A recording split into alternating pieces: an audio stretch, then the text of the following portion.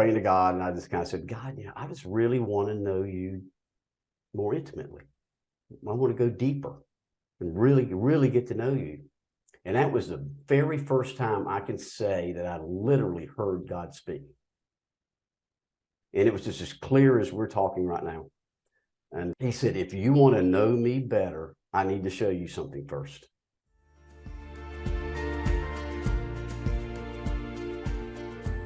Hey, everybody. Welcome back to the Everyday Miracles podcast. I'm Julie Hedenborg, your host. I have a very powerful episode for you today about the ability of Jesus Christ to step in and heal something that feels completely hopeless. And I know it's going to inspire, it's going to set someone free. So a couple things I need to be clear on from the beginning. Parental discretion is advised with this one. It's not for young ears, nothing explicit, but mature material for sure. Number 2, a trigger warning if you are undergoing therapy for sexual abuse or satanic ritual abuse. And then number 3, in this episode, my guest discusses a clinical trial of medication and therapy that he did for extreme post-traumatic stress disorder. I'm going to give you some context for this in a moment, but I just want to be clear. I'm not a physician. I am not prescribing or promoting in any way. I'm new to this therapy, but this is what he experienced, and he had actually an amazing result. I will post some links for you if you want to investigate it. Obviously, I would never, and I know my guests would agree with me, we would never try to seek out anything spiritual through taking a substance. You can open the door for the enemy. This was all a clinical thing that was a therapy. So I just want to make that clear. Some context for you about the background. Randy and Cynthia are my guests today. Randy was sexually abused starting at the age of 3 by his father. As he got older, he was groomed and he was trafficked. This took a very dark turn into satanic ritual abuse. It nearly took his life, and there were others that did lose their life. He had a complete breakdown at age 14. He was hospitalized. He underwent electroconvulsive shock therapy. And when he came out to go back to school at age 14, he was unable to recall the memories. He repressed this trauma for 33 years. He met Cynthia after he came out of this, and they have been married throughout. Their journey is, there's so much to it. Cynthia is amazing. I'm really happy that they're both here today to talk about what they've experienced. But just to be clear, the severity of the trauma that he has undergone cannot be overstated. I'm just so grateful that Randy's found healing, and he is so excited to share how Jesus has led him every single step of the way. In this episode, Randy and his wife share the miraculous journey to healing, the miracle that he's alive, the miracle that they're still married. And I think the biggest miracle in all of this is how Jesus was able to reconcile Randy's relationship with God the Father, our true Father, right? And I think it's absolutely amazing. So Ephesians 6:12 says that our enemy is spiritual. It is not flesh and blood. And I just want to read one more verse for you.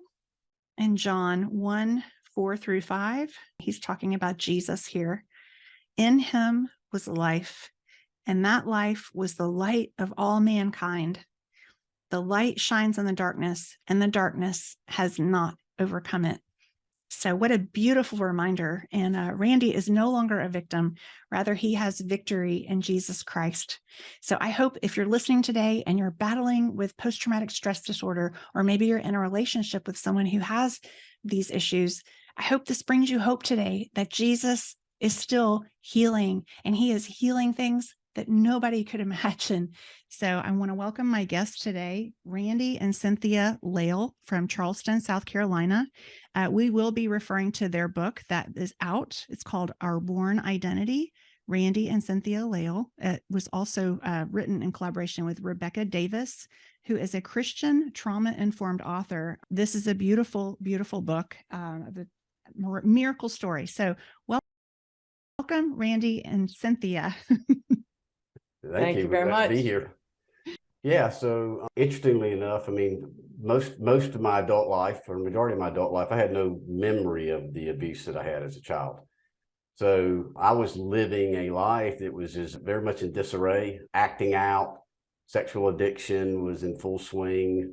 It just grew and developed over the course of our marriage, and even beyond after having our children, it continued to grow. And it was very much an obsessive disorder on my part that I spent a considerable amount of time and energy investing into that addiction. There were other probably sub addictions that went on, but they didn't really amount to much. I probably drank a little too much, but some of that was part of my coping, which I didn't realize at the time, was just trying to numb out and not think about, or didn't want to feel. It wasn't as much about thinking about what I knew. I just didn't want to feel. My body was still reacting to the trauma. And also my mind was still reacting to the trauma, but none of us really understood what was driving that at the time. Mm-hmm. It was around 2001 or 2. My oldest daughter, Whitney, had been in a eating disorder clinic. And she was struggling with an addiction herself, and she was 16 years old. I was there at that clinic, or we were there at that clinic on a family week. And so each of us, my wife and I think also my other daughter came along too. I think we all spoke to Whitney's counselors, and I think they were just interviewing the families and that type of thing. And I'll never forget, I was sitting in his office, and one of the first things in our conversation after we had our introductions was, we talked a little bit about Whitney, a little bit about her and my relationship. Then he looked at me straight in the eye and he said, "Mr. Lail, have you ever considered the fact that you might be sexually addicted or sex addict?" And I was stunned. I just literally felt my heart hit the floor. I wanted to slither out of there as quickly as I could and I didn't see that one coming. And that really sent me in a tailspin in my life at that point in time. And I got myself together. Like I said, pulled myself up my bootstraps and just worked to try to get through the week and be helpful to my daughter, supportive to her. And she was getting close to transitioning out and being able to come home. And she was doing really well, and we're very proud of her and the hard work she put into that. And just watching, even at that point in my life, I really didn't have a relationship with God, but I could see what God did in her life. It was very apparent. It was a faith-based clinic, and they really worked with her. And I just know going through addiction and going through recovery like this, it's hard work. And she put in the effort to do that, and she wanted to be healed, and I was very proud of her for that. So, on my side at that point in time, I was in a spiral, emotionally, and I just made my mind up that I was going to check out. And I did everything I needed to do. I dotted my I's and crossed my T's to make sure all my affairs were in order, and closed anything that was needed to be taken care of. I made sure Cynthia had power of attorneys, so she didn't have to worry about trying to figure out where I was or what I was doing, or even if I was alive. And I just wanted it to be as easy as possible. And I just felt like I just had convinced myself that they were going to be better off without me. I just needed to go. Unfortunately, I felt like I needed something worse than death. That's what I deserved. And just taking my life was too easy. So I sought out a relationship online to meet up with a person who was in that BDSM lifestyle. And I wanted a full-time dominant submissive relationship. Me being the submissive, I just wanted that to be I felt like I deserved that for the rest of my life and have no freedom at all. I'll never forget driving to Daytona. It was such a dark, oppressive feeling that was all over me, surrounding me and everything. I think back on it, I couldn't recognize it at the time, but I was just so out of my head. Thinking back on it, I said, man, that didn't make any sense. How in the world do you let yourself do that? And but it was just the power of the darkness that I let into myself that was just so evil and so intent on taking me out that I came into agreement with it. I was just so lost. I just felt so alone. And I had a calling card that I thought I had enough to get an old, Bell South calling card. And you can tell how far back that was. And so I leaned over and rolled over on the bed and got the phone, picked the phone up. And I don't have any idea why I called my mother-in-law, but I called my mother-in-law. And I'm not going to say she didn't like me, but I wasn't her most favorite person at that time. And it was a very strained relationship with my in-laws. I love them to death now. And I reached out and called her, and she answered the phone. And it was early that next morning after I'd driven down there. And I first thing I said, "Is there a God, Doris?" And it's just like a switch went off on her, and she went straight into witnessing to me and saying, she said, "Oh yes, there is a God." And she knew something was wrong, so she kind of got into talking to me, and I let out enough that she knew that I was not in Charleston, and that I told her I was down in Florida. And so, long story short, we went back and forth. That they staged an intervention that I avoided, and then the police wound up coming, and I surrendered to the police because I was planning on killing myself. I had a 12-inch Bowie knife that I had gotten from my brother-in-law for a Christmas present the year before, and that's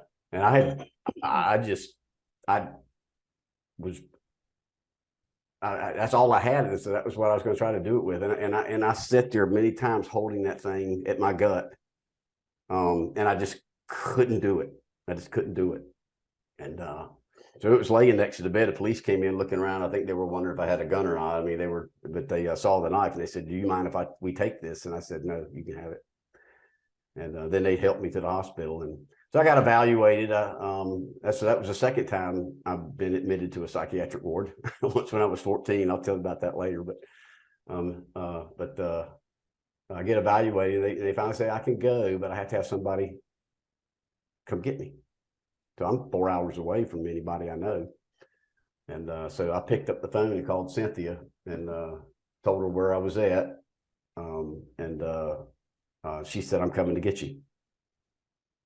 And she got in the car and was down there. That was a God thing. The girls were at a church retreat. They were skiing, so they were gone. But we met in the 9th grade at church. We were part of a youth group, and I just knew I knew there was a good man under there, and I knew there was something going on. So when he called, I immediately went. He quit his job and everything. I went and the next day called his boss, or went in to talk to his boss because I worked there too, and asked him to please give him a little bit of time. He's having some kind of breakdown, and they did. So, yeah.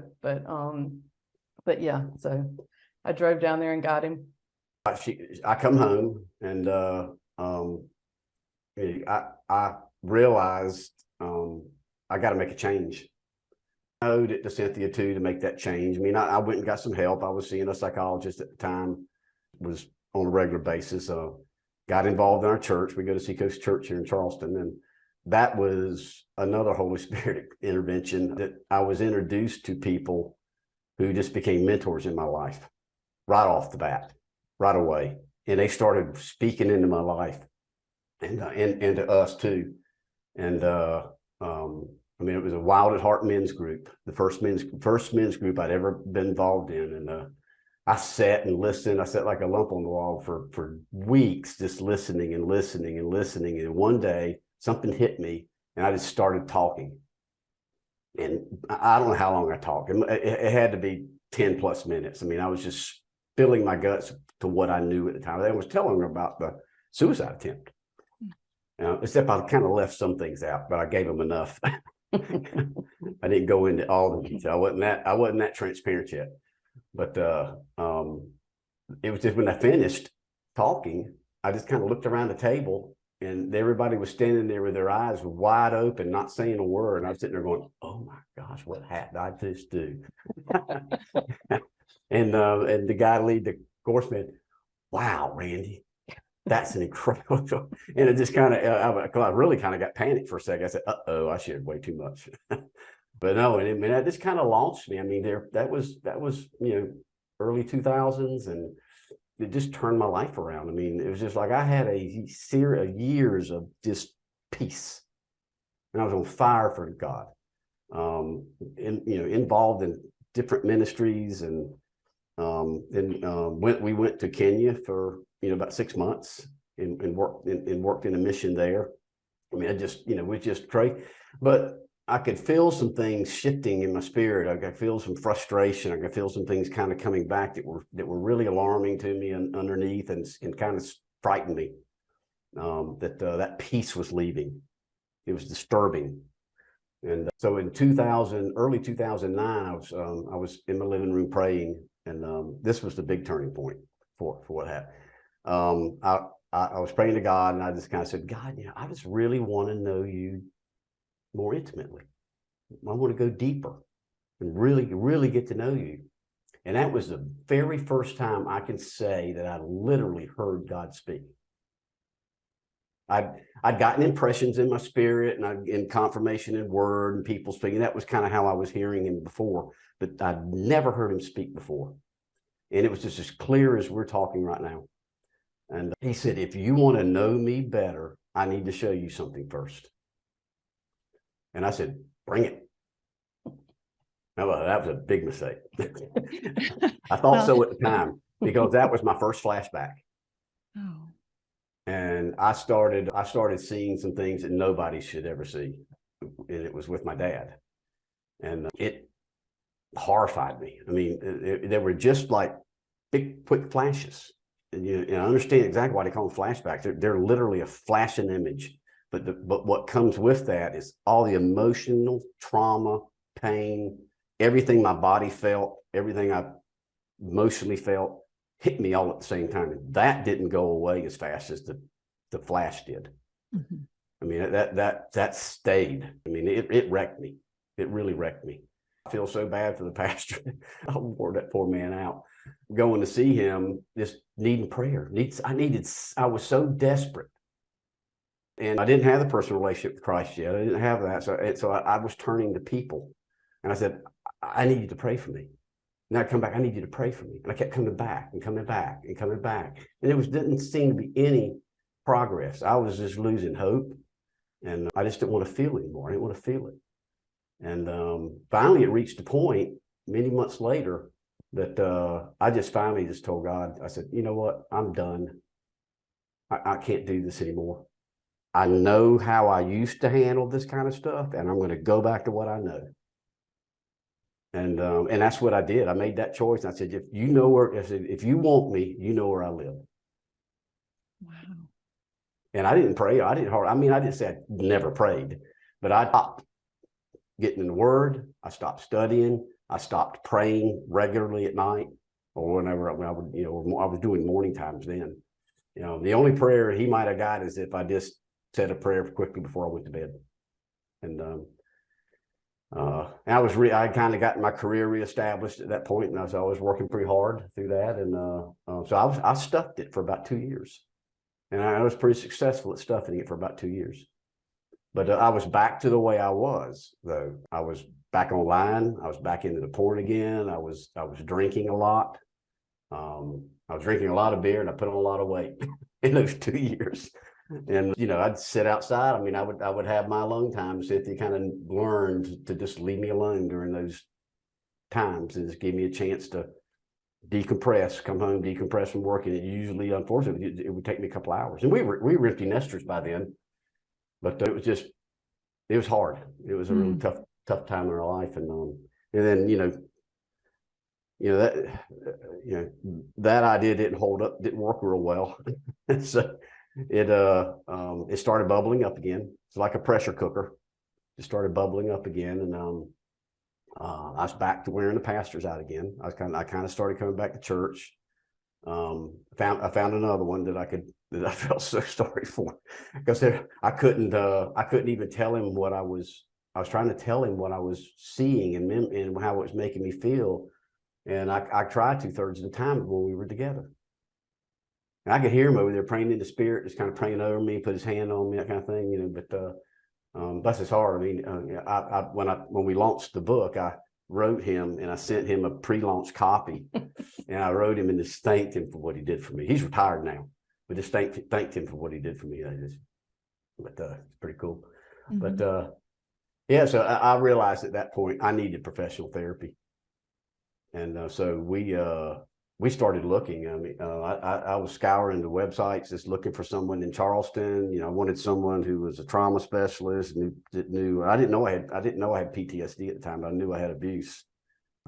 And so we found somebody online, and she turned out, well, we found her through Darkness to Light. Yeah, so I got on Darkness to Light down here, and they had a resource page, and it was references for in Charleston, different areas, but they had the doctors listed, and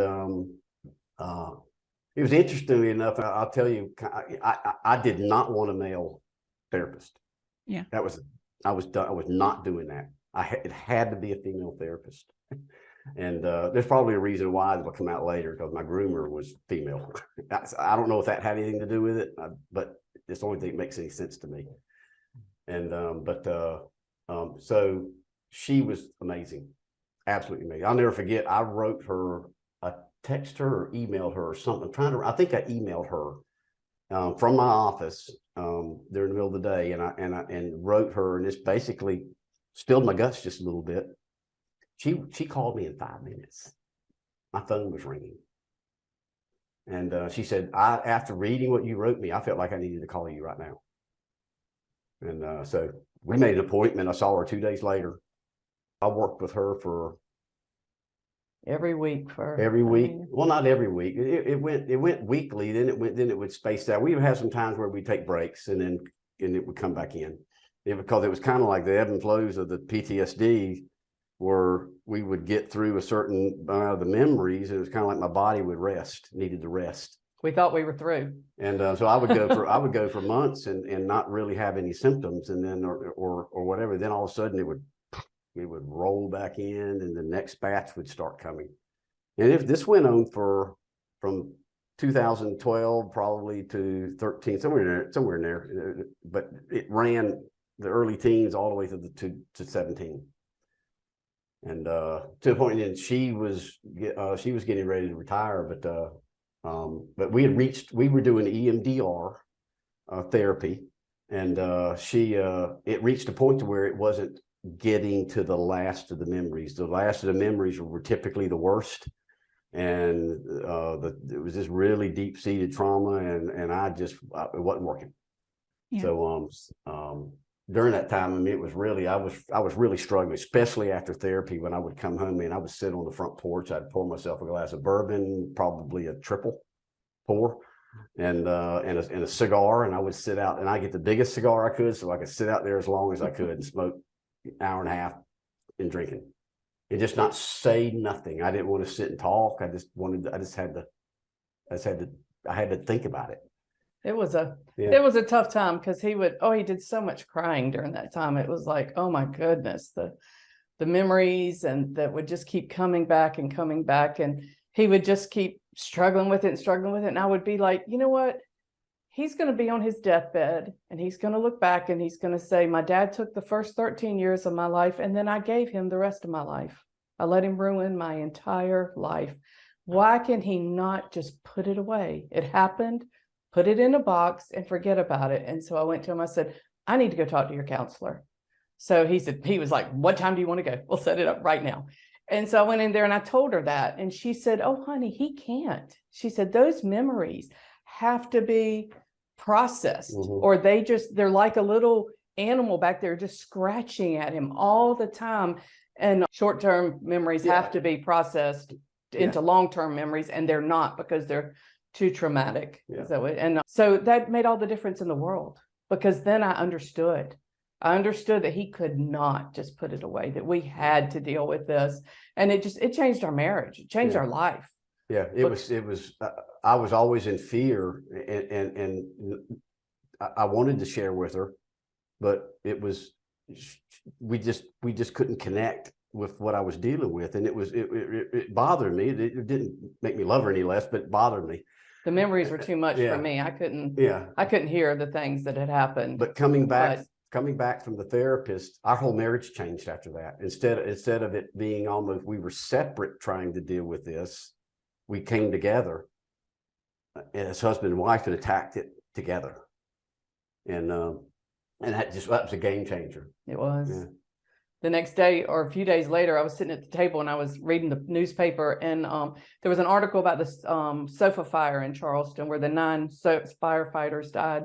And one of the survivors had gone through a clinical trial that had helped him with the PTSD. And I said, Randy, I wonder if this is something you could do. And he was like, no, I'm not. I can't do that. Well, she told me they were taking ecstasy, a drug that was like ecstasy. And I said, I'm not doing that. I said, that's ridiculous, Sam. I mean, I kind of scoffed at her and then went to work. But I planted the seed. Yeah. But later in the day, I could not stop thinking about it. So I picked up the phone and I called my therapist and I asked her about this. And she goes, oh, she says, I was actually thinking about recommending you to this, but they're in between trials right now. So, because she thought it would help me. He was at a point where he could not face the memories. Yeah. This last batch of memories were so bad that she finally said, we can't go any further. Your fear level is just too high. So she made a phone call in the session that I had and called the doctor, Michael Methofer, who was leading the team here in Charleston. And she was personal friends with him and his wife. Such a God thing. Yeah, Personal friends. They were in Mount Pleasant. We didn't have to travel. Right. It was amazing. So he said that they were still in between phase. I think there was phase 1 and phase 2 trial. They were in between those phases. So, but they were working on. They were getting ready to do an interim trial. That was going to be a shorter trial. That was with couples, and the way they explained it was it's a couple with one dealing with PTSD and a significant other who has to live with them. I say that the wife, their spouse has secondhand PTSD. So because it's tough. So they gave us the instructions of how to apply for the trial. It was all funded by an organization called MAPS, so we didn't have to pay for anything. We just had to give our time and participate. So, but there was a very rigorous approval process. We went through physical examinations and blood testing and blood tests, all this stuff, just because the main Dr. Methofer was really good at just kind of putting things in really layman's terms. And, so we'd understood it. He said, it's basically kind of insinuated we basically don't want anybody to die during the trial. That will kill the trial. We want to make sure your health is good and you're strong and that kind of thing. So because you're taking this kind of medication and with the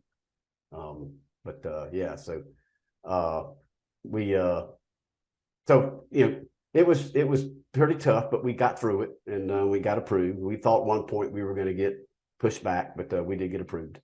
And so we go through roughly about 4 or 5 months of cognitive therapy type thing where they're kind of checking us out and they're kind of starting the process, baselining everything with us and then we leading up to the trial, which was in August and September. The actual trial is an 8-hour day under the influence of the medication with a therapist, clinical therapist there with you the whole time. Mm-hmm. Very controlled environment, very managed to where it doesn't you don't get out of control. Yeah. So as we were getting into all that, we were asked if we wanted to participate in the documentary as well.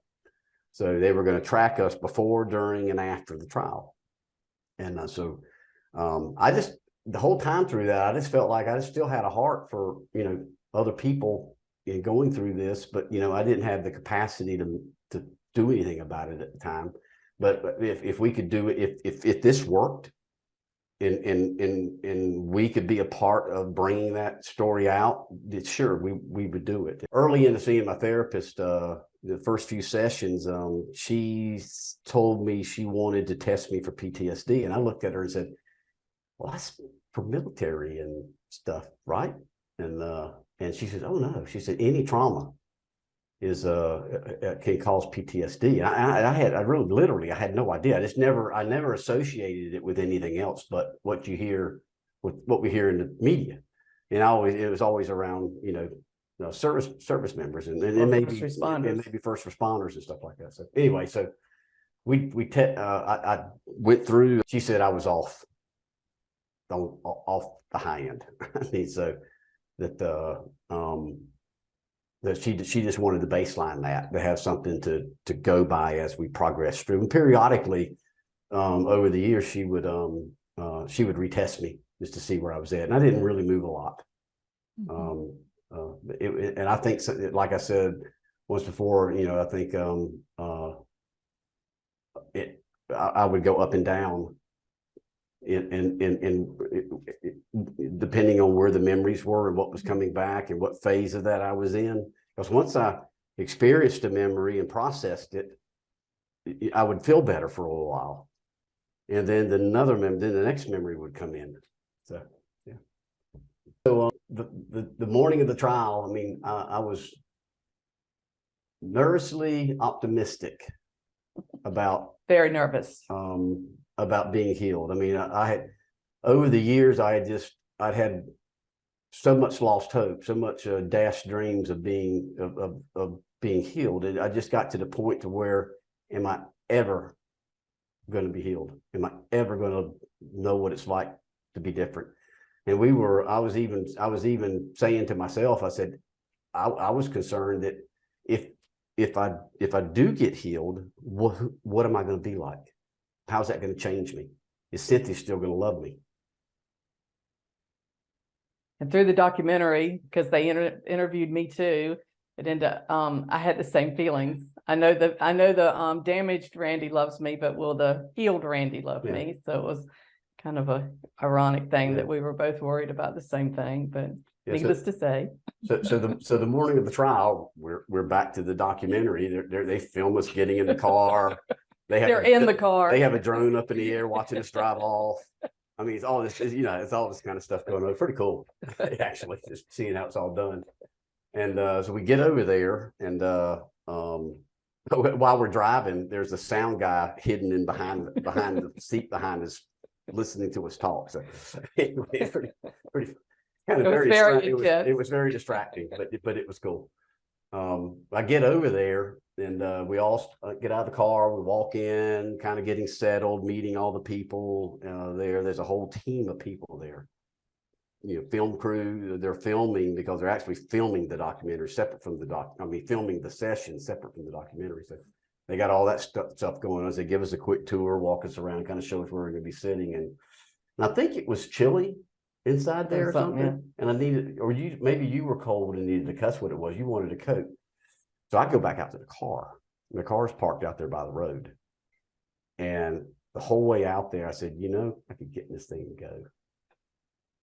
And I literally stood there for a few minutes trying to think through, okay, what's going to happen if I do this? How much trouble am I going to be in, or do I care? And I had that flight feeling hit me. Just go, just run, get the heck out of here, just run. And I fought myself because nobody was out there with me. Nobody was there to stop me. I could have just got in the car and gone. And, there again, it's just like that strength God gave me. He gave me the strength all the way through the sessions, when I was going through therapy and everything, to go. I just dragged myself there. I would we worked together. I would go and say, it's time to go to your session. And I almost felt like he was going to reach over and throw up in his trash can. He was just so stressed. Yeah. I don't know how he did it. So I had that same feeling standing there in the parking lot. So, and I just said, you got to go inside. So I just grabbed the coat, closed the door, and walked back in. And I think I told him when I got there, I said, I almost got in the car.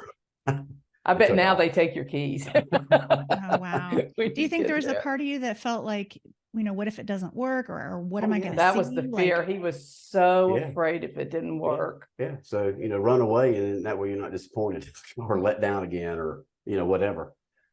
And I think a lot of people who deal with the PTSD, and they just had a fright feeling, and all the time. It was constant. I mean, it was actually, that's why I was saying before, what am I going to be like? Because I know what this feels like, and it's familiar, and I can do it. I actually had the realization. I told the therapist at the trial, I said, I don't know what it feels like to be healed. I'm not sure. I've never not felt this, never not dealt with this my whole life. And it was just tough. I mean, I think the devil was also working hard. He would have been more than happy if Randy jumped in that car. Oh, yeah, I'm sure he would have. Yeah. Well, and there was something I felt was pivotal, is that you prayed. There was a special prayer that was, I feel like, pivotal. And I know you were on medication, but I believe, like you, that Jesus can meet us where we are. And there are pieces of some things that you saw when this happened that you might not have chosen to see, as far as like you wouldn't have planned. So I feel, and God's obviously led you through this when you were not on medication. So if you could share that pivotal prayer. Yeah, I just asked, I just asked God, I said, I want you to come into this with us, be a part of it, meet us here. I can't do this by myself. I can't do this. I need you. And at that point, my relationship with him was, when I would pray and when I would talk with him, I would have a peace. So my prayer time was becoming more meaningful to me as we approached the trial. It was, and I know he was giving me that comfort feeling and supporting me, and so I knew that. And I said, I'm going in to do this. And part of it was, all my life I've always done things in my own strength, never bring him. And this time I wanted to heal. I knew he was the way to heal. And I didn't know exactly what I was supposed to do, but I knew he did. And so I just said, be there with me. And I don't know if I had an expectation at that point in time what that would look like. I just wanted him there. And we finally settled down. If you can kind of draw a picture, if I can kind of describe the picture, we're sitting in this really, really nice room. It's plenty of windows. You see the sun shining outside. And there's these two giant, comfy, lazy boy chairs, one for me and one for Cynthia. And we're sitting down in there when they're sitting in front of us talking to us, and we got headphones to put on, night shades, what you do, like a blindfold you put on, similar to that, sleep with. And he says, now we're ready to give you the MDMA. And he shows us two pills. The first thing that pops in my mind is the scene from The Matrix where Morpheus gets Leo to, when you want the red pill or the blue pill. And the two pills were two different doses. So one was like, I think, a 75 milligram, and the other was 100 milligrams. So he said, we give you a choice which one you can take. One's a little milder than the other one, obviously. And I said, I want the 100. I said, we're going to do it. We're going to do it right.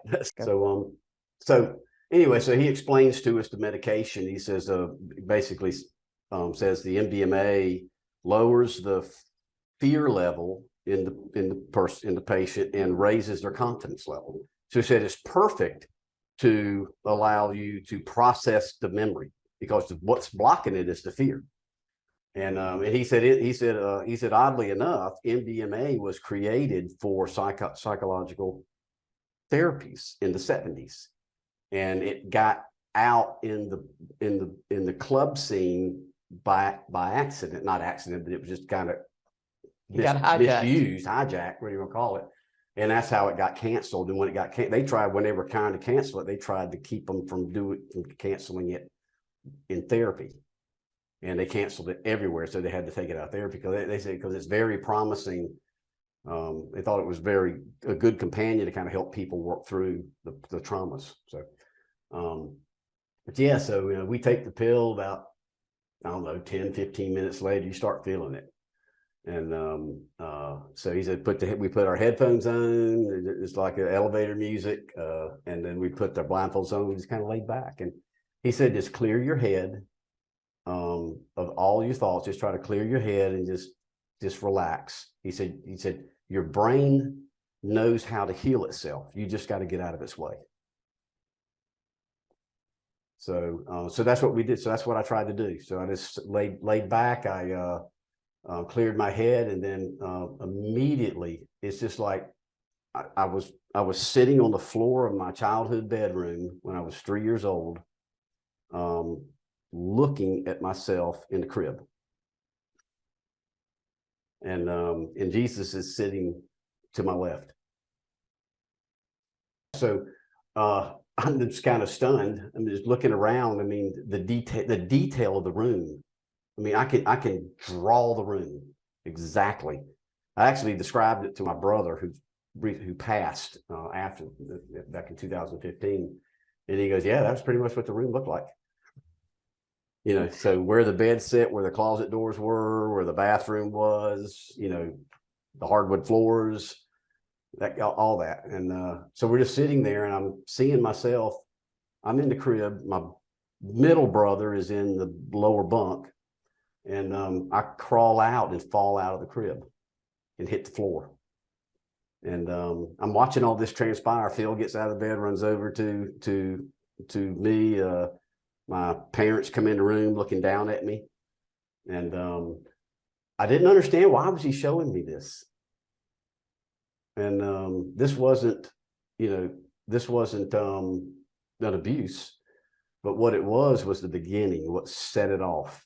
So me falling out of the bed meant that it was time for me to come out of the crib and go into a bed. So Phil was moved into my brother's room with Wayne. We had a Jack and Jill bathroom, so he was on the other side of the thing. And then I was put in the bed in a room by myself. Mm. And shortly after that is when the abuse started.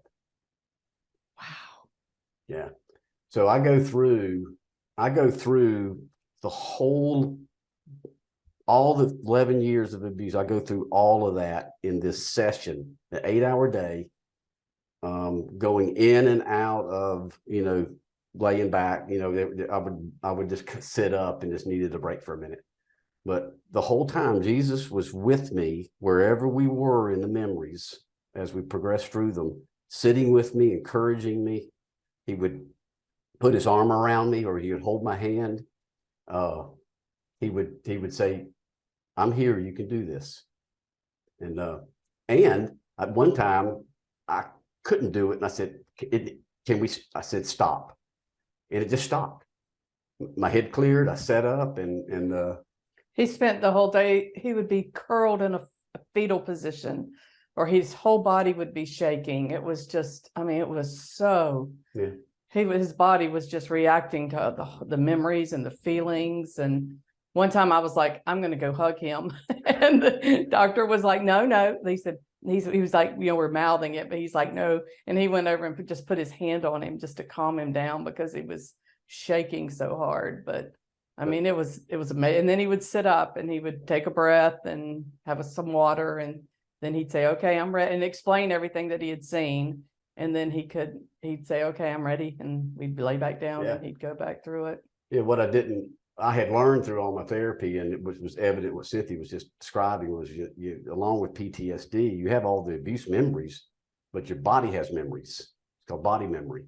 And so all the things that I was going through was my body releasing it and getting rid of it.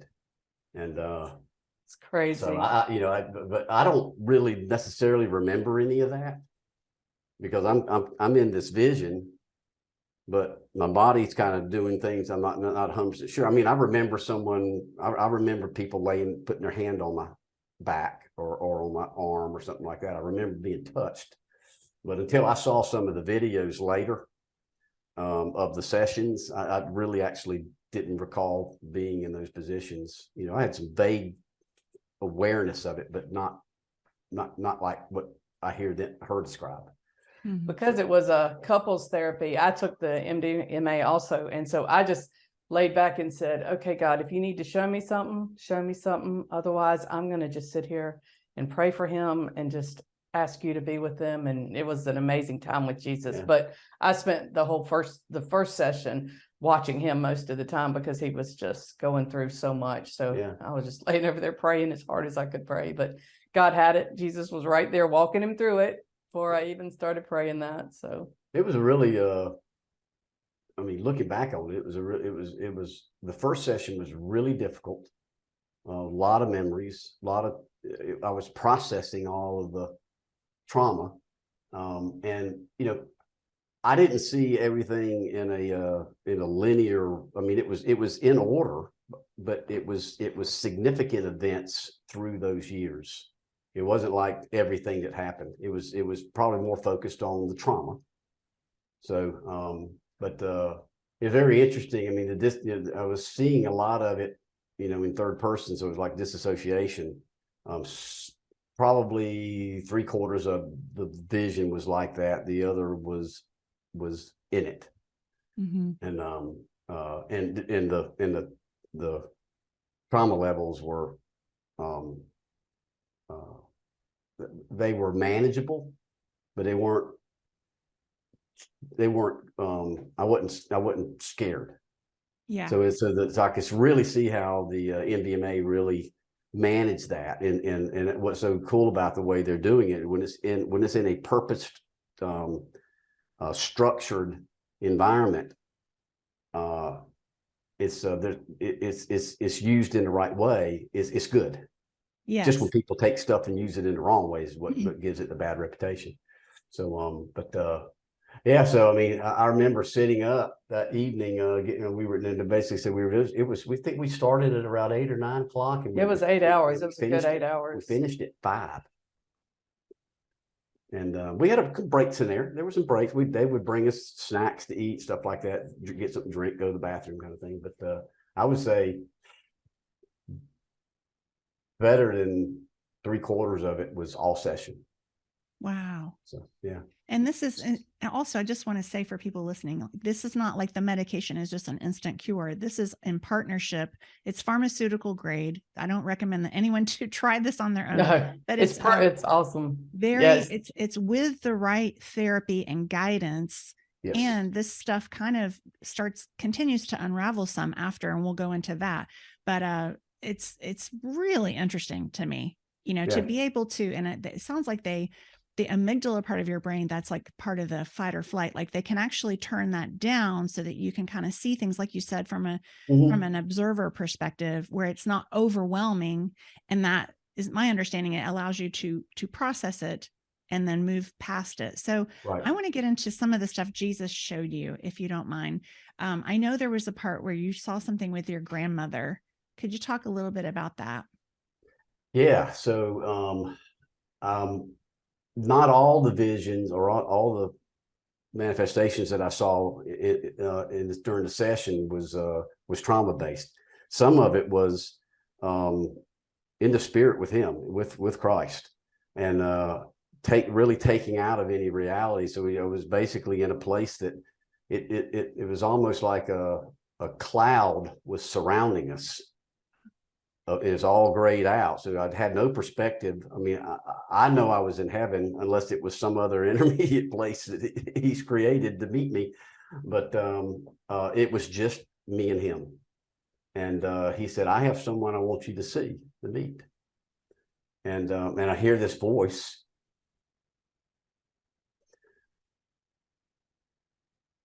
and I knew right away who it was. And she walks through the cloud. It's kind of, it's just kind of like she just appears and comes up to me, and I just hug her. I mean, it felt. Mama had a particular smell, it's hard to describe. Very, very sweet smell, and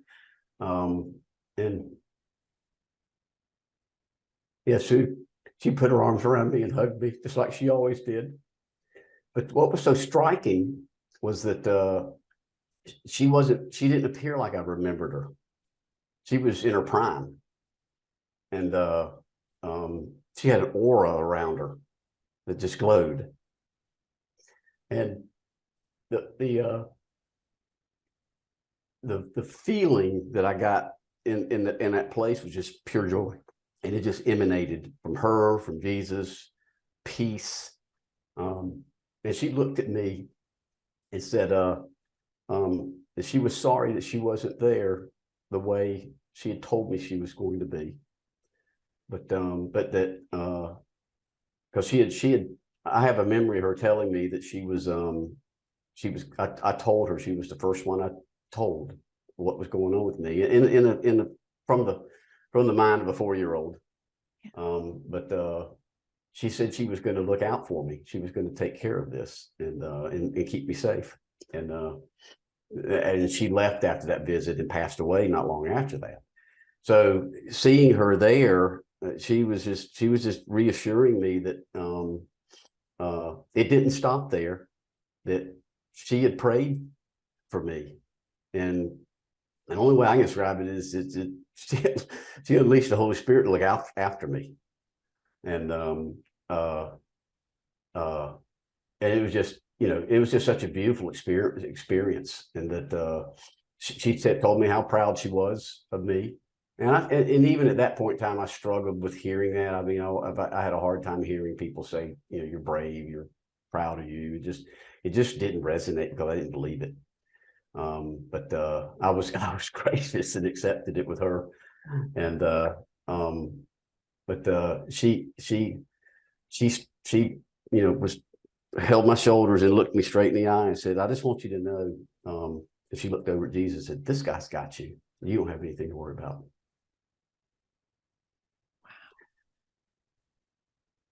And she told me she loved me, and she was gone, and she left. And it blew my mind. It really did. It blew my mind. I mean, it was just such a beautiful way to remember her, because most of my life before getting the treatments and everything, I didn't have a lot of memory of her. And I think I should have. Being at 4 years old, I should have remembered more. And I just always wondered why my memories were during those years were so sparse, so spread out, and just always, I guess I just assumed everybody had bad news. But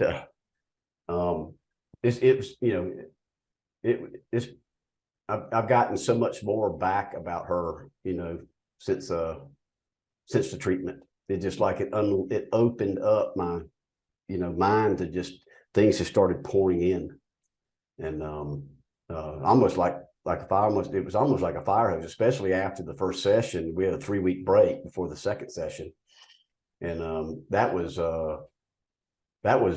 3 weeks from hell, because it was the memories were coming in so fast, the emotions and the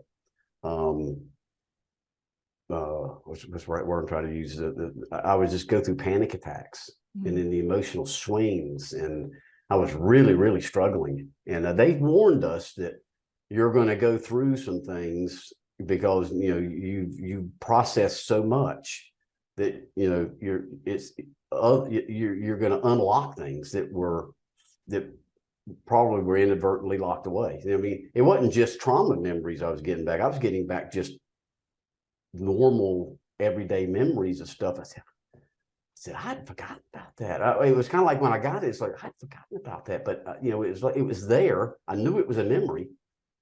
It's the difference between a memory and a fantasy, or a memory or making something up. I mean, so it was pretty interesting, and so I was feeling really good moving into the second session, really optimistic, hopeful.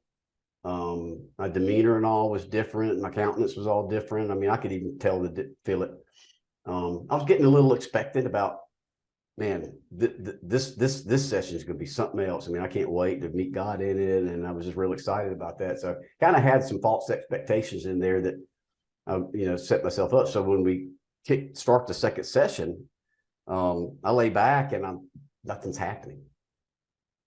I'm just sitting there, nothing's happening. I'm sitting there going, I finally just remembered from the last time, Dr. Methofer said, just clear your head. So that's what I did. I cleared my head, tried to clear out any expectations I thought I may or may not have had. And I'm right back in that room again where the first one started. and seeing more, just kind of going through and running through it again. I'm not going to say it was a different perspective. It was much faster paced this time. I would say we got all the way till I was 14, but there was some more perspective to it. And in terms of, God kind of talking to me about answering whys and helping me understand. So I was kind of getting some mental clarity on some of that stuff. And one particular one, after I'd gone through the, going through the memories or the trauma, the whole afternoon was spent with him, and showing me things like who he was in memories that I had of when my grandmother passed and was at the funeral. I stood up on the side of the coffin and tried to shake her, wake her up, and I touched her. I was shocked at how cold she was. And Mom came and got me down. So I drug a chair over there. I mean, I probably made a spectacle out of myself. But she set me in a corner. She said, "You need to stay here." And not the corner, but it's over to the side. And a man sat down next to me and told me that he knew my grandmother, and he told me that I didn't need to worry about anything, that I was going to be okay. And was just real, encouraging, and just, said, I know your family. I know everything about your family, kind of things like that. It was just, I'm still 4 years old, so it means something, but not like it would mean to us today. So anyway, and then I've had other experiences where someone would come sit next to me. There was a lot of times after breakfast, before I was in school, this is, before kindergarten and all that, I would run out in the backyard by the pool and just kind of lay down in the grass, just be by myself. I was kind of a loner as a kid. I didn't really play with a lot of friends and stuff like that. And a man would come sit next to me, and happened multiple times, and just sit with me and talk with me, encourage me, or something, maybe not even just doing it, just sit with me. And one time I remember running it back into the house. Mom called me to come in, and I ran back into the house, and she, as I was passing her, she asked me, "Who was that out in the yard? Who was that person?" I said, "It wasn't anybody." I just kind of blew it off. But he helped me to remember this little nuggets, just to know that he was there. So I got that in those sessions, in that session, and then I had it was back at that same place where I saw my grandmother, the same setting. He said again, "I got somebody I want you to, some people, or somebody I want you to meet." And I saw my mom. And your brother. Yeah, I know. And my brother. And they were just both, Mom especially. My brother, my brother died in his 60s, but they were both in their prime. Same way with Mama. My brother was just kind of joking around with me like he always did. He used to always call me little brother. It irritated me. And but Mom just hugged on me, and she told me she was so sorry, but she also said, "I'm very proud of you. You've been very brave." And she did the same thing Mama did. Looked over at Jesus and said, "This guy's got you. You don't have anything to worry about. This guy's got you." And Wayne was just, putting his arm around me like he always did when we, way I remember it. But then after that, I see my dad. and I'm pissed. Yeah. It's just a lack of a better way to put it. I'm sitting there going, you have got to be kidding me. And he stayed in the back, just enough for me to see him, but he didn't approach me. He did speak to me, and he said, "Hey, son." And but I didn't speak to him at all. And after the initial shock of it, I just ignored him after that. And Mama came back in, so it was kind of like a family reunion. Mm-hmm. And it was a really, really, really cool experience. Yeah. And I think I think God was showing me there redemption, forgiveness. I have to assume Dad made his peace. He came late, but he made his peace. Mm-hmm.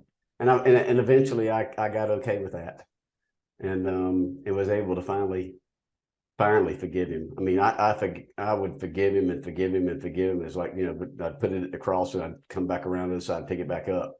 Mm-hmm.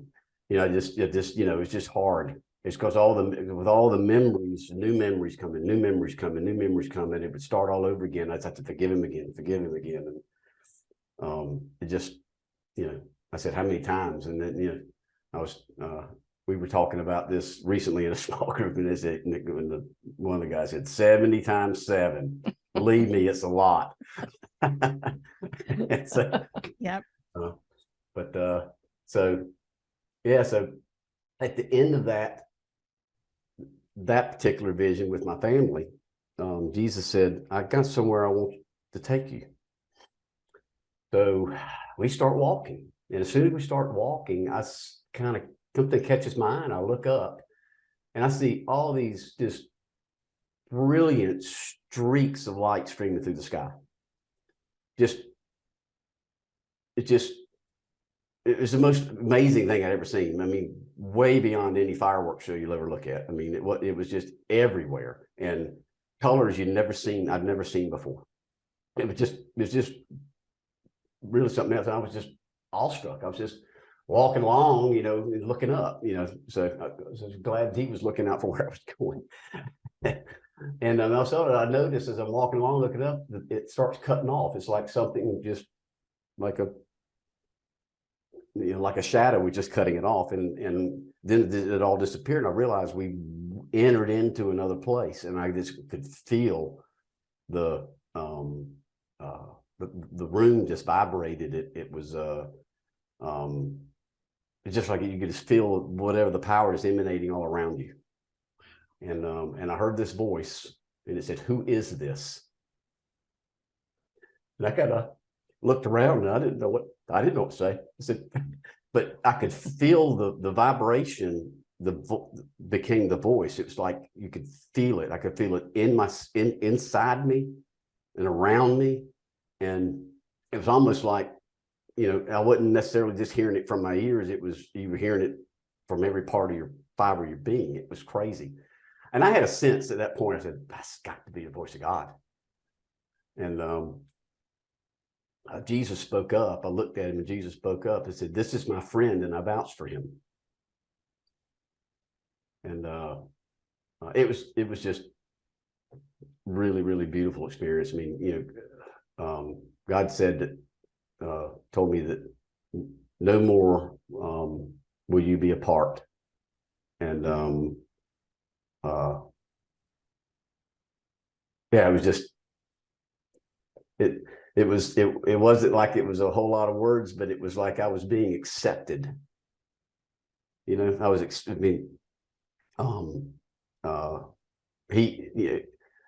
I couldn't approach him on my own. I could only approach him with Christ.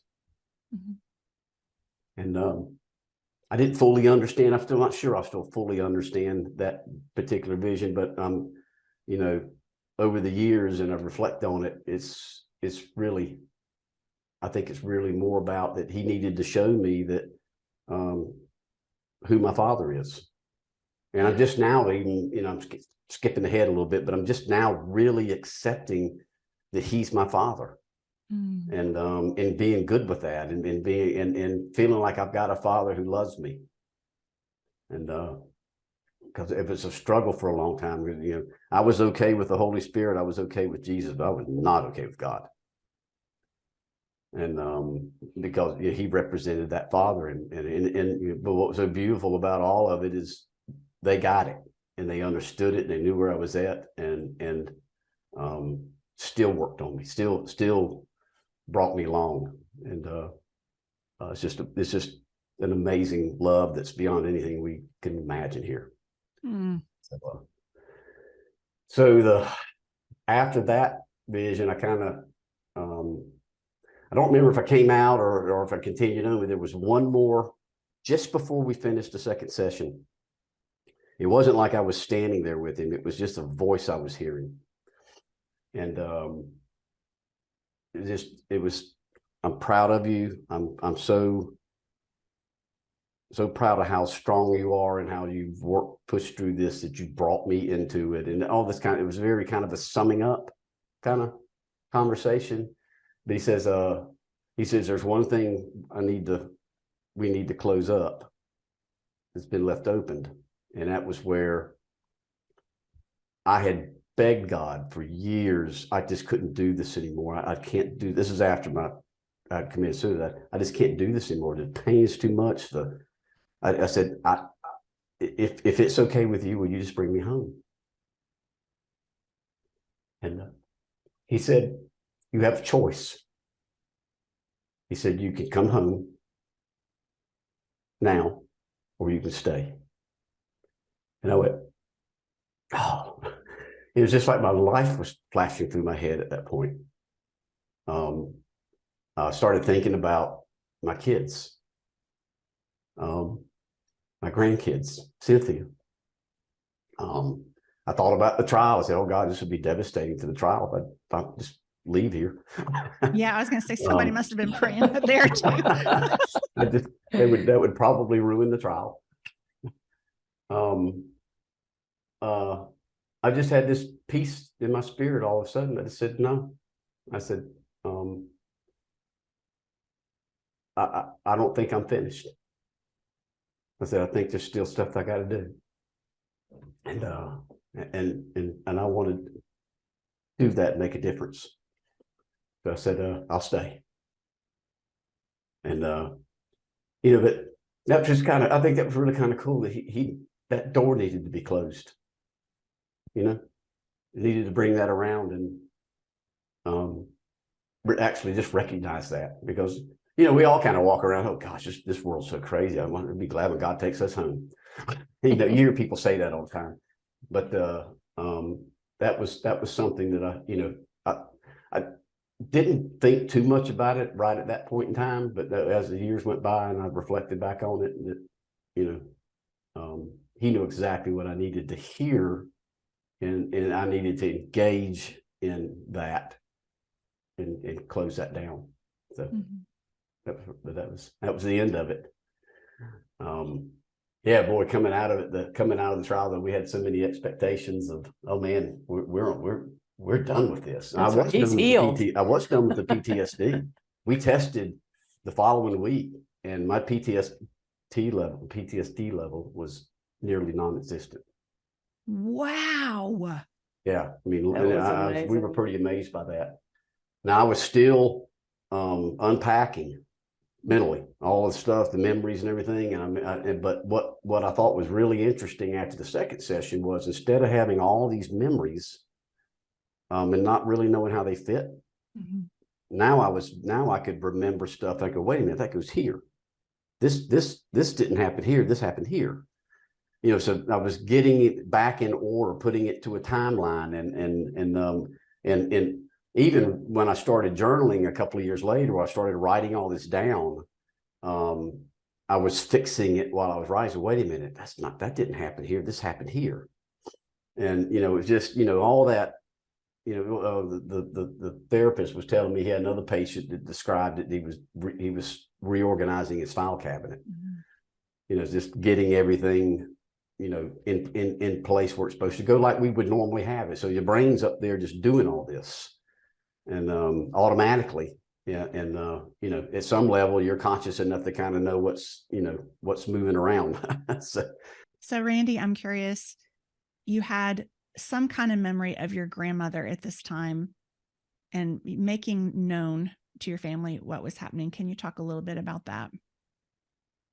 Yeah. So my grandmother would come up and visit periodically and stay for a week or two at a time. So, and we just loved it when she came up. I mean, I did, especially because, I got a lot of one-on-one time with her. She would spend time with me.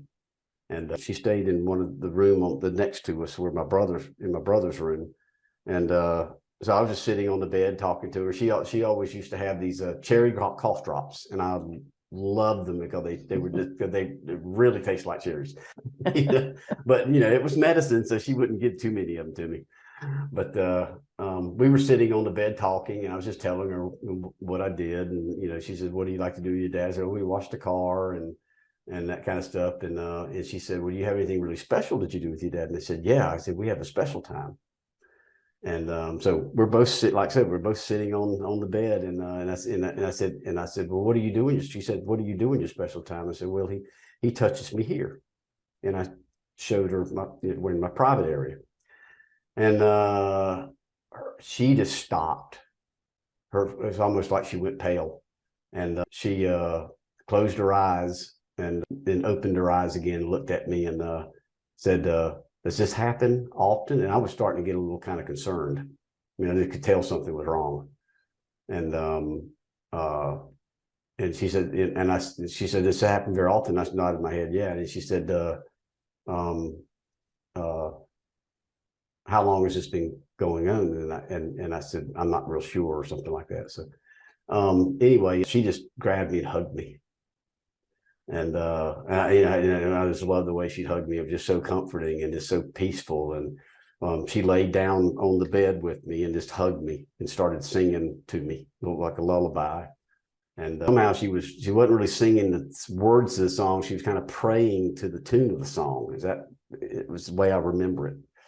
And it's, so I fell asleep, and I woke up a little bit later, and I could hear Mom and her talking loudly in my mom's bedroom. So I got up and started walking down the hallway, and I could smell the cookies were cooking in the oven. So I could smell the cookies. And so I just ran on by the room and went to the kitchen. And but they were arguing. And I heard Mom tell her, I don't want you to ever talk to me about this again. And so after the funeral, Mom was in a room. She was folding clothes, and she was crying. And I walked in the room, and she just sat down on the bed, and she just said how much she misses her mom, and just she says, "I just really miss my mom." And I told her what I had told Mama, and what Mama said I told her that Mama said she was going to help me. I said, "Mama said she was going to help me," and Mom just got real quiet. And I started to tell her what I had told Mama.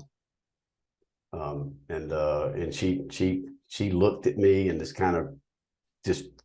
her face just kind of turned stern. And she said, "I don't want you to ever talk about this again." And I didn't. Never told anybody else. And so, yeah, kind of that was a tough one to kind of face and unpack and kind of deal with now. And I guess back then a lot of that stuff just was swept under the rug in those years. Nobody talked much about it. Mm-hmm. And yeah, it was just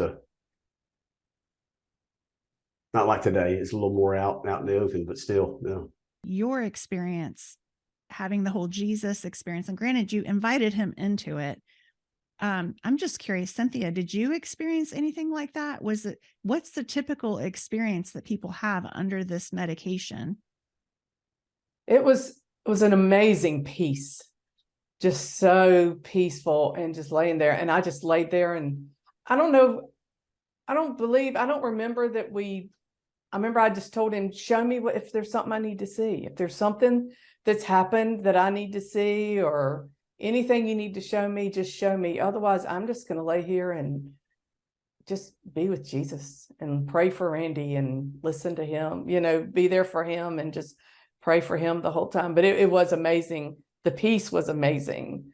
But yeah, so I felt God, I felt Jesus there, but I don't remember talking to him because I was so concerned with him, what all was going on with him, that I was focusing on that. But it was an amazing peace. That, you know, at one point near the end, I finally said, I got to have worship music. You're going to have to give me some worship music. I can't do this. I called it yoga music anymore. And they turned it on, and What a Beautiful Name is the first song that came on. It was like, oh my gosh. And so that was just the perfect song just to lay. So I just laid there with my hands up, just praising him, because that was the end of it, you know. But yeah, it was amazing. I was more supporting him, but I feel like I still got something. Yeah. I got some real time with Jesus out of it. So. And did you feel a difference in any emotional healing from what you went through in all of this? Could you see a difference in that? I did feel better. I think it did. I do. I don't have specifics like he does, but I know that I feel like I was different after that, after all that, because it was, you're right. I needed healing too. There were some rough years. So yeah, I think God even worked in that the trial that they needed. It was a couples trial. I think that was not an accident. Isn't that crazy? Yeah. At first we were like, well, I don't know. I was like, go for it. I would have done anything at that point. You know, I was like, if they need me to be in it for you to get it, I'll be in it. I don't mind, you know, I'm more than willing to do whatever it takes to get him, because that was, like I said, our last hope. The therapist was like, I can't go any further. He can't go any further. And so we had to have something to get over that hill, you know, and it was like, that was our only hope. So of course I would have done anything at that point. Yeah. Whatever they needed me to do. So yeah, but it was an amazing thing. But like Randy said, God met him where God can heal somebody anywhere, but that worked for Randy. You know, some people can be prayed over and be healed. And but that's what he needed, and that worked. So we're just so thankful. Yeah. Yeah. So that physical healing needed to happen, because that PTSD was a physical issue, physical problem, and needed to heal physically before I could heal spiritually. And so yeah, the following years behind the PTSD, behind the clinical trial, I spent journaling. I mean, I wrote a 60, 70 page type page memoirs of all my memories, all the vivid detail of everything that happened to me, the way I remembered it. And I just felt like I needed to do that for therapy more than anything, you know, just to help with it. But it also tied back to the book, because, 10 years ago from today, God had spoke to me and said, you're going to write a book about your experience. And he gave me the name of the book, Albarn Identity. And I never forgot it. And yeah. That's amazing. Yeah. And but the book sounded great and it was neat to tell people, but it just seemed like a pipe dream for so many years. I don't even like to read, much less write a book. And I don't have the patience for it. So I would read through, reading through my memoirs was like re-triggering myself. I mean, it was just writing it was hard enough. And so we finally we were up in Nashville for 2 years for work. I was, and Cynthia was back and forth, and I just really poured into finishing it at that point and just get everything down. I felt like I got everything done. Okay, I said, now what? What am I supposed to do with it? It wasn't in any form that you could turn into a book at that point in time. So we found Rebecca, wonderful, wonderful lady, and we just love her to death. And she we worked a deal together to help us write the book, and we spent this whole past year going through that journey. And And it was pretty incredible. Yeah, I think once we started to realize it was actually coming together, wow, it was Yeah. I said, this is really happening. Yeah. Well, I Hang know on. Jesus, you said at one point God told you he wanted you to share your story to help Yeah. others. Yeah. And I guess that's Yeah. part of the whole book message, obviously. Mhm. But I have a couple questions, and one I have to ask Cynthia. She's been so patient, and I'm really blown away that neither one of you guys really had any idea the level of trauma. And I know we haven't gone into a lot of detail, but it got very dark at one point. And here you are. You saw you saw that man you loved through all of this. And, I'm thankful that you shared that part about, your pivotal moment where you realized, he can't help it. I think, what do you say to someone out there listening who has a loved one who's going through this? Obviously you guys had a great outcome with the therapy, but just in general, kind of when these memories start popping up, what would you say to that person right now who's at that early phase of this? I think they just got to remember that this is just something they're going through. When we got married, we had no idea, neither one of us. God's given me a vision of our marriage was a pretty little house on a hill, but we didn't realize that was a volcano our house was on. And before long, that darn volcano. But he also told me that our house was built with God glue, and that's what kept us together through it all. So, but I would just say they've got to get through it. And one of the things is, don't put it off, get help. Just the memories, they're not going away. And until you face them and deal with them, then, you're not going to get better. And you've just got to be there and love on them and just don't give up. To get to this point that we're at now is amazing, but it was a lot of hard years. It was a lot of really hard years, Mm-hmm.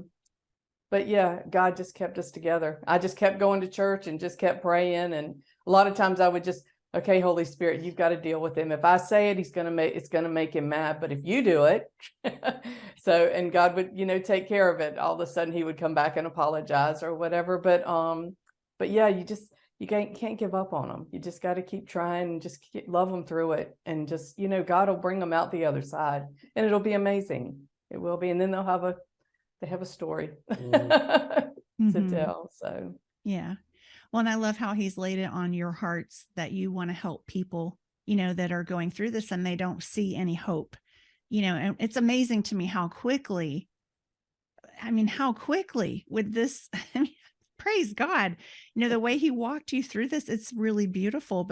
And then coming out of it, were there still like months after this therapy? How long has it been? And how long did you kind of feel like you were healed? I mean, I know you took the test right after, but is it really that fast? Well, I mean, the physical aspects of the PTSD were gone, so I wasn't dealing with the flashbacks and the trauma from the flashbacks. I mean, which was really keeping you stuck. Yeah. But from the spiritual healing side, I mean, that was 2017 when we went through that. So I would say, in terms of my physical health at that point in time, I mean, I was exhausted all the time. I needed to rest. I did, what was good about it was the nightmares had all but disappeared. I still had a few; they still crept in there. But I would say from my physical health, it was a number of years before I really felt like I got my physical health back. And I mean, it really affected me. Just the tiredness and the exhaustion all the time. I mean, even after the PTSD was gone, I still had those feelings.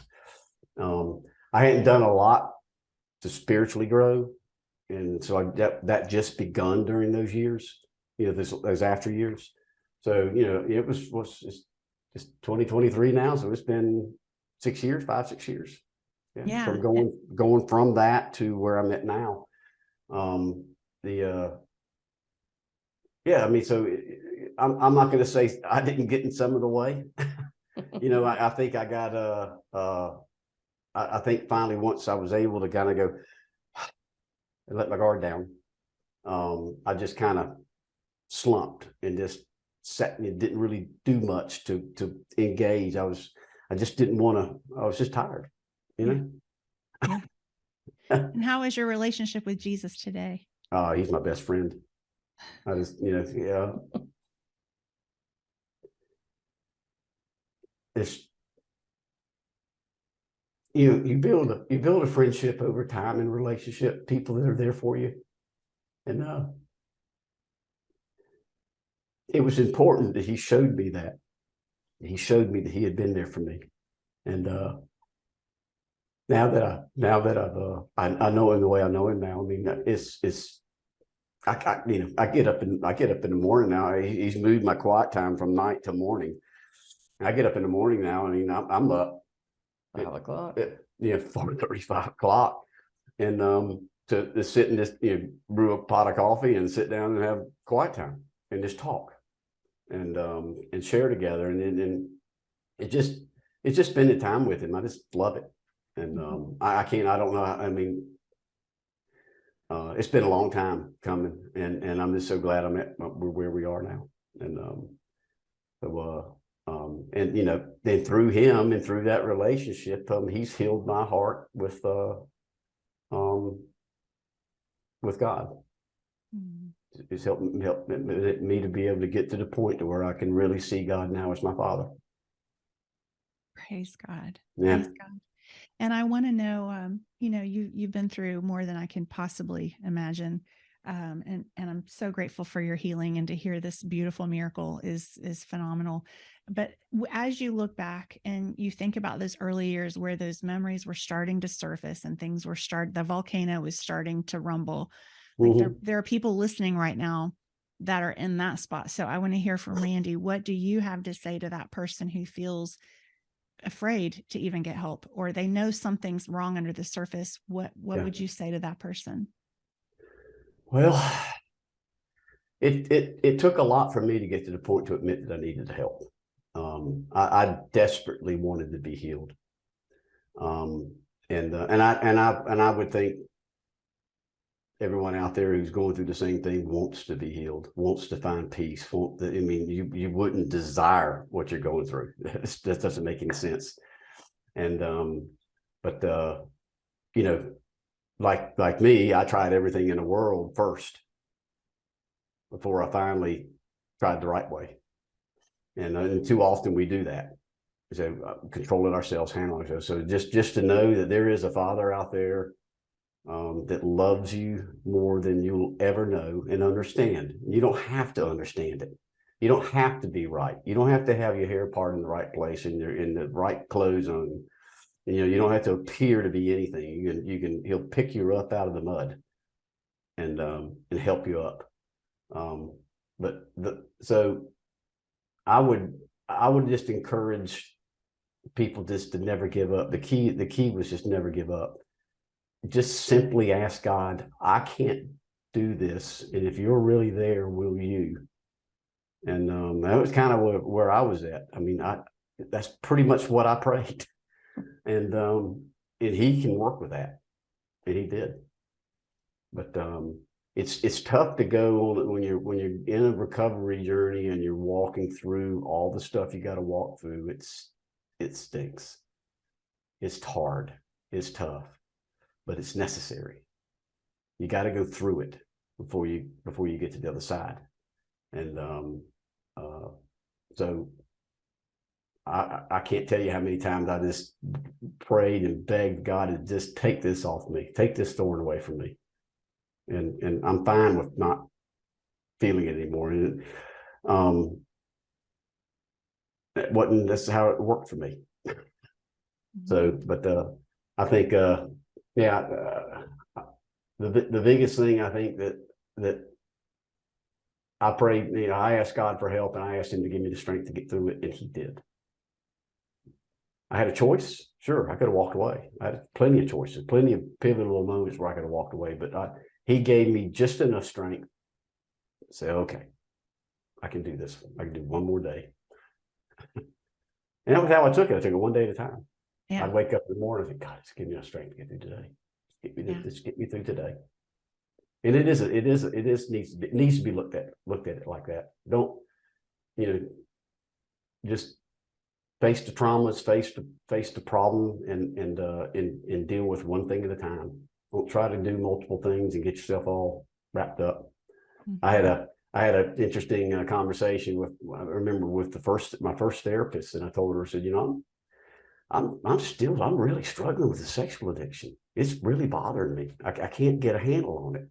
And she stopped me and she said, you need to give yourself a break.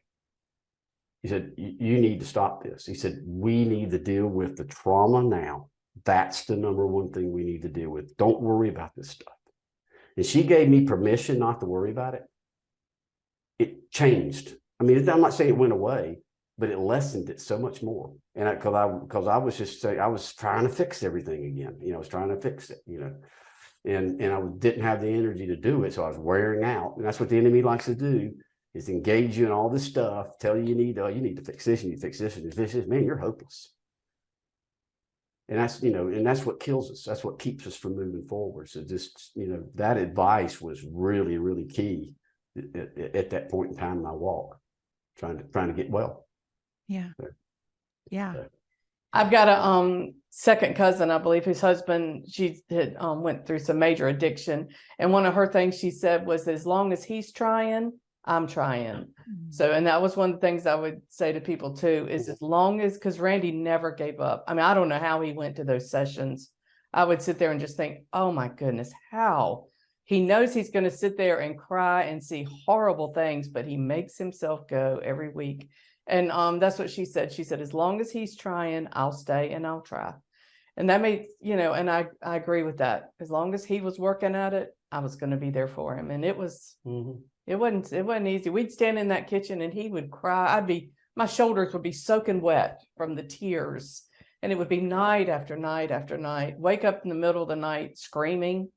I'd have to jump on top of him practically to get him to stop screaming so he didn't wake up the kids, give them nightmares. But it was just, it was a lot of tough years, but he did it. We did it. Oh, yes, you did. And I have one more question too. I know at one point you were both scared getting through all of this and getting healed, if you would still love each other. How's your marriage today? Oh, awesome. We're having our best life. We are. It's it's changed our marriage so much, and just it's really interesting to see how much in unity we come together. We rededicated our marriage to God, and it's the three of us, but how that has worked so well for us, and it has changed us. It's awesome. It was well worth the fight. Awesome. Yeah, I don't think there's any one answer to how we did it, other than we asked God to come into our marriage, and He did it. There's no explaining it.